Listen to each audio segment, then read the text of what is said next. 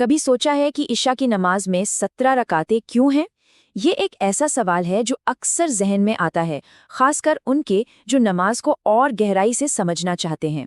तो आज हम इसी बात को समझने की कोशिश करेंगे। हाँ, तो ईशा की नमाज का नाम आते ही ये नंबर दिमाग में आता है, 17। और सच कहूँ तो ये सुनने में ही एक बहुत बड़ी जिम्मेदारी लगती है। कई बार जो लोग अभी नमाज शुरू कर रहे होते हैं, उनके लिए तो ये एक पहाड़ जैसा बन जाता है। देखिए, ये सिर्फ एक इंसान का तजुर्बा नहीं है, ये हम में से कई लोगों की कहानी है। मस्जिदों में लगे वो चार्ट, बड़ों से सुनी बातें, सब इसी समझ को और पक्का कर देती हैं। तो सवाल ये उठता है कि क्या ये 17 रकात ही पूरी सच्चाई है, और इसमें से कितना पढ़ना असल में जरूरी है?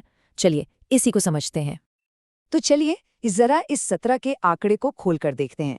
आखिर ये गिनती बनती कैसे है? इसे समझने के लिए हमें इसे उन हिस्सों में तोड़ना होगा जैसे इसे आमतौर पर सिखाया जाता है। अच्छा, तो ये 17 का हिसाब कुछ इस तरह है। सबसे पहले 4 सुन्नतें, जिनके बारे में सोर्स ये बताता है कि इनकी कोई मजबूत बुनियाद नहीं मिलती। फिर आते हैं 4 फर्ज, ये नमाज की जान है, ये तो पढ़ने ही हैं। इसके बाद 2 सुन्नतें, जो हमारे नबी हमेशा पढ़ते थे और दूसरों को भी एनकरेज करते थे।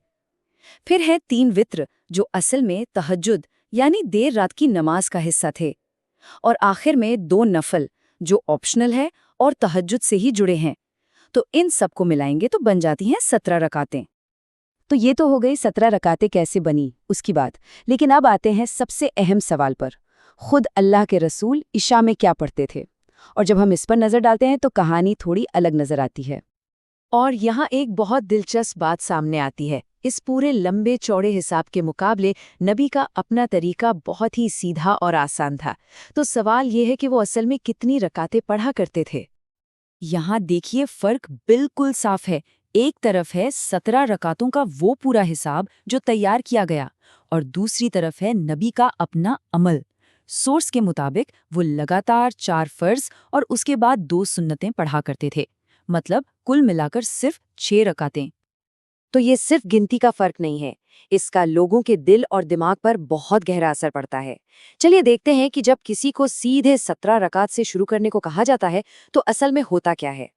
ये बात इस पूरी चर्चा का दिल है। जरा सोचिए, कोई नौजवान है या कोई ऐसा इंसान जो दोबारा दीन से जुड़ने की कोशिश कर रहा है, और उसे बताया जाता है कि भाई इशा की नमाज 17 रकात है। तो ये नंबर ही उसके सामने एक दीवार की तरह खड़ा हो जाता है। और असल जड़ यही है, जब हम सबसे अच्छे अमल को कम से कम ज़रूरत बना देते हैं तो हम अनजाने में ही दीन को मुश्किल और पहुंच से बाहर बना देते हैं। नतीजा, लोग कोशिश करने से पहले ही हिम्मत हार जाते हैं। तो फिर इसका हल क्या है? हल एक बहुत ही सीधे साधे उसूल में छिपा है। ये समझना कि ज़रूरी क्या है और बेहतर क्या है, इन दोनों के बीच का फ़र्क समझना। तो सबसे पहले है फ़र्ज़ या लाजिम। इसका मतलब है ये तो करना ही करना है, इसमें कोई चॉइस नहीं। ये किसी इमारत की नींव की तरह है जिसके बिना वो इमारत खड़ी ही नहीं हो सकती, और इसे छोड़ने पर जवाब देना होगा। और फिर आता है इस्तेहबाब या नफल। अगर फ़र्ज़ इमारत की नींव है तो ये उसकी खूबसूरती है, उसकी सजावट है। ये वो काम है जिन्हें करने की सलाह दी गई है, जिनसे सवाब बढ़ता है। इन्हें करना बहुत अच्छा है, लेकिन अगर कोई ना कर पाए तो कोई गुनाह नहीं है। और देखिए, ये जो उसूल है ना ज़रूरी और बेहतर के बीच फ़र्क करने का, ये सिर्फ नमाज तक ही नहीं है, ये असल में दीन को समझने और उस पर चलने का एक पूरा नज़रिया देता है। तो अमल का सही तरीका क्या हो? सबसे पहले लोगों को वो बताएं जो लाजिम है, जो बुनियादी ज़रूरत है। फिर नबी के अमल को एक खूबसूरत मंजिल की तरह पेश करें, जिसे देखकर लोग डरे नहीं बल्कि उससे प्रेरणा लें और अपनी रफ्तार से उस तरफ बढ़ें।